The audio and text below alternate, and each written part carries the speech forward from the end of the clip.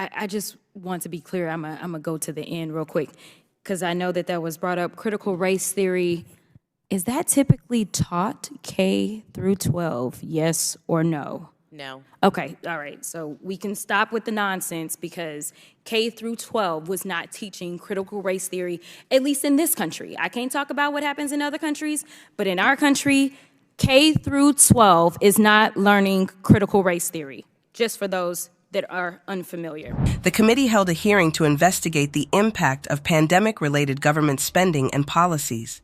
The focus was on how funds were allocated, the effectiveness of the programs, and whether there was any misuse or fraud in the distribution of relief funds. This hearing was called by Republican members of the committee who were concerned about potential waste, fraud, and abuse in the distribution of trillions of dollars in pandemic relief. Notice that this hearing was called by Republicans, but only 3 of them showed up. Representative Alexandria Ocasio-Cortez, AOC, made a pointed remark about how people from wealthier, more privileged districts might not fully understand the challenges faced by communities like those in the Bronx. She suggested that if someone from a more affluent district stepped foot into the Bronx, they would see firsthand the significant disparities in resources, infrastructure, and public services. I think when we talk about students of a certain demographic, as a woman of a certain demographic, I would be happy to illuminate some of the disparities and discrepancies that we're talking about here. In fact, I wonder if any of my colleagues, anyone here, can articulate in this discussion of absenteeism. We say, people aren't showing up to school anymore. It's because they don't. There's an insinuation that it's because people don't want to go or there's a different attitude. But do we actually know what one of the leading causes of school absenteeism is? Asthma. Asthma. I represent the Bronx. I represent kids whose only meal that they'll eat in an entire day will be from school. I represent kids whose the cleanest air that they'll breathe in their entire day, maybe if they're lucky, will be from their school. That the safest place that they will be in a day will be their school.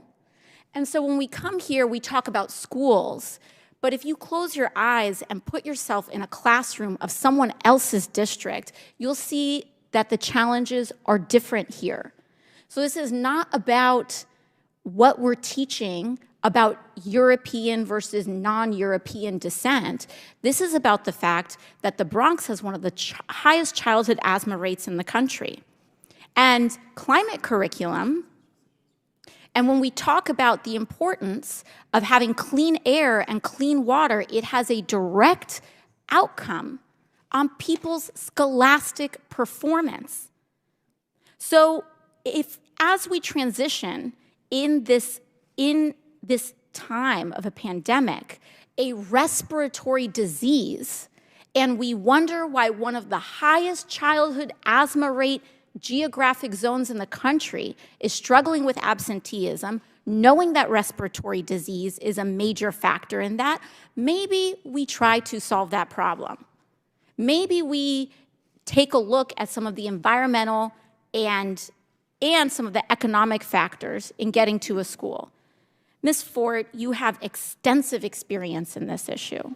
Can you speak a little bit towards some of those economic and environmental factors that you see and how they affect communities and their ability to navigate educational outcomes? This is Green. Thank you for that question.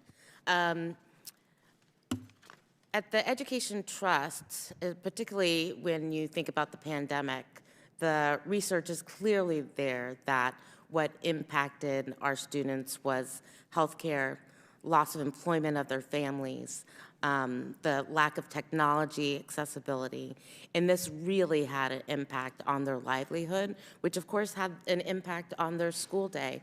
And as Representative Ocasio-Cortez pointed out, for many of these students, where they actually are supported best, where they are being able to take advantage of services and the supports that they need to actually succeed in school is at school, which we believe is the right place for many of these services.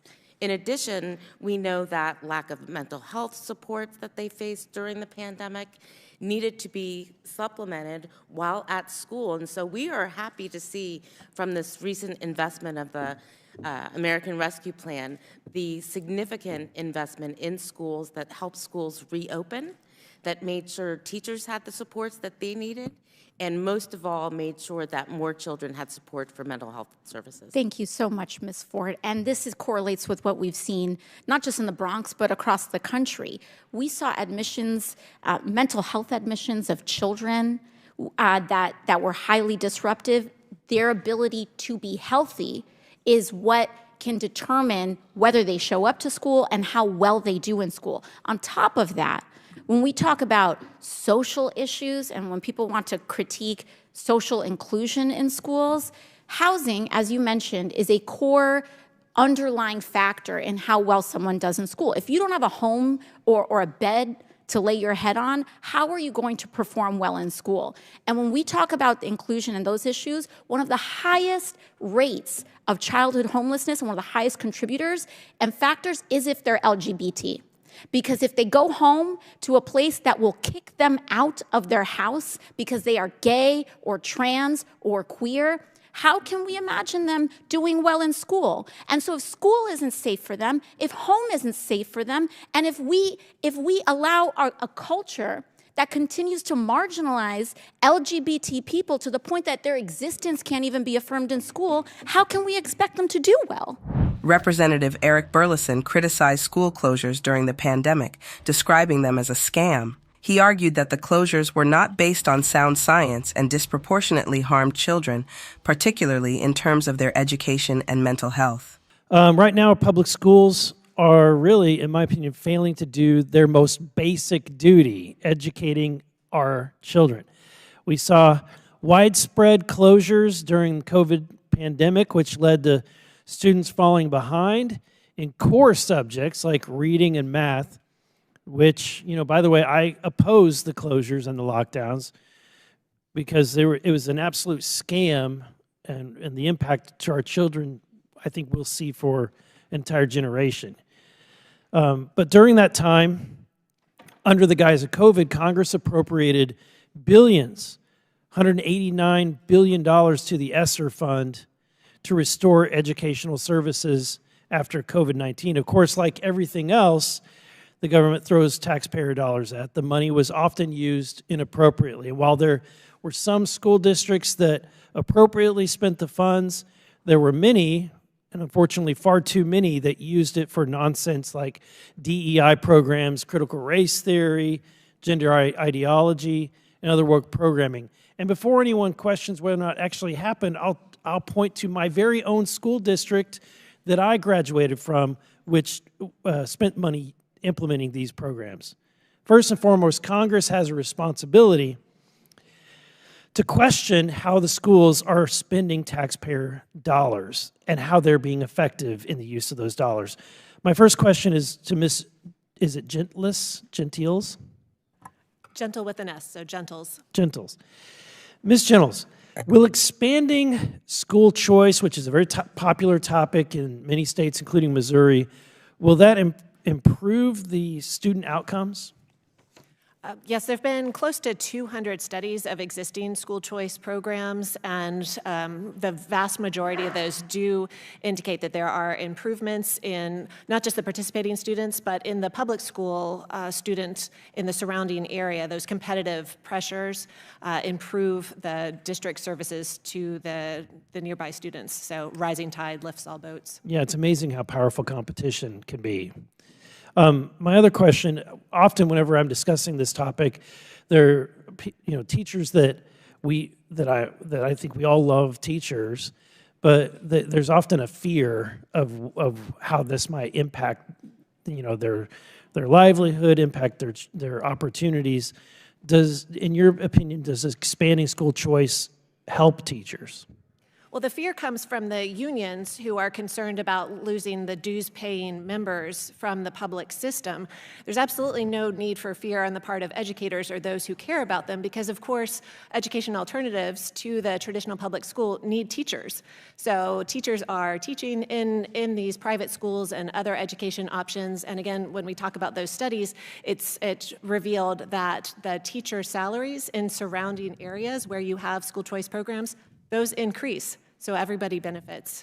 Yeah, and the sad part is that, would you agree that sometimes what the unions would be advocating for are in direct conflict with what benefits the students and what benefits the teachers? Well, the teachers' unions are focused on increasing their dues-paying members, Right. and the AFT represents Planned Parenthood staff members in some states, for example. They aren't necessarily representing educators, and they are in contrast to the needs of educators when they're advocating for policies that do not enforce discipline, that creates unsafe environments for teachers, for example. Now, there are another number of types of different school choice endeavors within different states. Could you lay out or explain for those who are watching the different school choice opportunities and which ones work better in states that have experimented with this? Well, according to EdChoice, 75% of students attend traditional public schools, and then you have 25% of students attending private schools, charter schools, magnet programs, and home education. So that's a quarter of the nation's students benefiting from alternatives to the traditional public school. There are studies of the charter schools that show that they serve low-income students in urban areas better than the residentially assigned public schools, and I've mentioned the private school studies. Within private school choice, you have a newer development called education savings accounts, and a growing number of states have these flexible spending accounts that allocate the state portion of the student funding to an account for the parent to draw down from, to use for tutoring, for tuition, for transportation, for technology, and therapies when you're talking about special needs children. And so these ESA programs are very popular among students with families of students with special needs. Representative Jasmine Crockett effectively countered Representative Eric Burlison's remarks, especially his claim that school funding issues were a scam, by highlighting the complex challenges that schools in her district face, particularly in underserved communities. For many students in her district, the safest space is at school, not just for education, but also for access to meals and a secure environment, which they might not have at home. Whew, okay, critical race theory. I just want to be clear, I'm gonna go to the end real quick, because I know that was brought up. Critical race theory, is that typically taught K through 12, yes or no? No. Okay, all right, so we can stop with the nonsense because K through 12 was not teaching critical race theory, at least in this country. I can't talk about what happens in other countries, but in our country, K through 12 is not learning critical race theory, just for those that are unfamiliar. In addition to that, we just heard about AFT and what they're advocating for. And I know that there was a comment that you made as relates to discipline, and how that's something AFT should be advocating for so that teachers can be safer. Is that correct? Am I characterizing what you said correctly? I believe that both the NEA and the AFT should endorse policies that keep educators safe. Yeah. Okay. Let me ask you a quick question. Actually, I would like for all three of you to answer this question. It's just a yes or no. We'll start at this end. When you were growing up and going through school, did you ever have to go through an active shooter drill? Yes or no? No. No. No. Oh, okay. All right. So can we agree that guns being kept out of schools may be one of those things that could keep not only teachers safe, but also students safe? Yes or no? Yes. Yes. Yes. Okay, thank you. So I do want to touch on a few things that Ms. Ocasio-Cortez talked about, because I don't really know the breadth of your understanding or experiences, but to give a little clarity to the district that I come from, 20% of my district live at or below poverty. And I do come from an urban district. I do have a majority minority district. I know that we've talked about DEI and diversity. And I find that when I'm here, I am constantly fighting to make sure that I can break through the noise and the stereotypes that exist around not only my kiddos in my district, but just my constituents. And one of the things that maybe some of you have never experienced, I don't know, is the fact that one of the leading reasons that students in my district don't show up to school is because they are poor, because some of them are homeless. We found that there were children that didn't go to school because they didn't have clean clothes. That is something that certain people don't have to worry about. And they found that if they brought in washing machines so that kids wouldn't make fun of them because they had clean clothes, that they would show up. These are things that maybe in a more affluent district, they may not need money for. So while one of my colleagues talked about how much investment has to go into some of these school districts in the inner city, I do want to make it clear that there are different obstacles that my kiddos deal with. In addition to the fact that I practiced criminal defense work prior to coming into the legislative realm.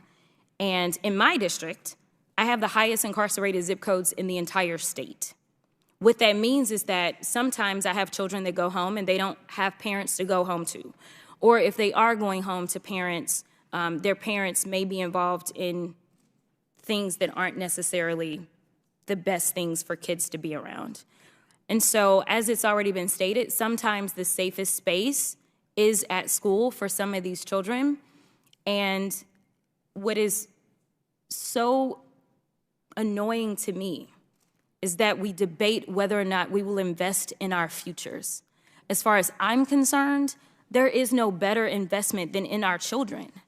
Because if we are going to make sure that this country continues on, it's not going to start by investing in people that look like me or of my age. It starts with making sure that there's a foundation. And I just want to say that I am thankful for those teachers that decided to go in, even when they were under-resourced, even given of their own resources, to make it happen. I lost teachers in my district during the pandemic because they literally risked their lives in the midst of a pandemic to show up because they love those kids that much, because I can tell you, the pay is not there. Teachers aren't getting rich. Maybe professors, but not teachers. And so the fact is, I've talked to my school districts. They were able to take advantage of the extra money that was given to them, but guess what? They still had gaps that they needed to fill. And the reason that I brought up gun violence is, number one, it's a safety issue, but also as it relates to the mental health. Children nowadays know where they need to go in case somebody comes in. They're looking for the closet. That is no way for kids in America to live. So we need to make sure that we put kids first. And that wraps up our look at this important hearing. It's clear that representatives like Jasmine Crockett and AOC aren't afraid to stand up for the truth and for the students who need our support the most.